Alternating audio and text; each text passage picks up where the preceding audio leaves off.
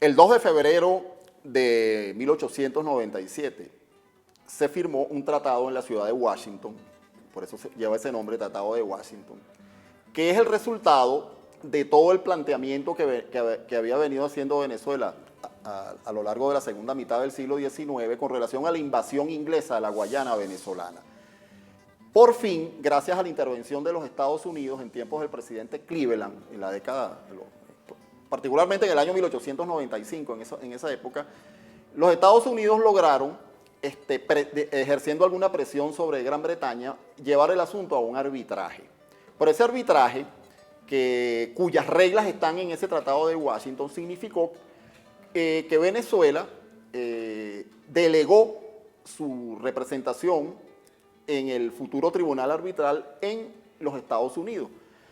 De esa manera se conformó un tribunal arbitral conformado por 4 jueces, 2 estadounidenses que representaban a Venezuela, 2 ingleses que se representaban ellos mismos. Eso puede sonar raro, pero en esa época,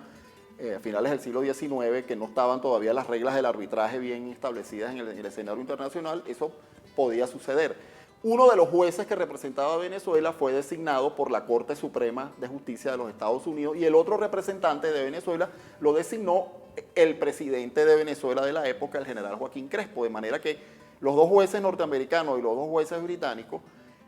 y un 5º miembro del tribunal, que era el que iba a presidir el mismo, que cayó pues la representación de ese 5º miembro en un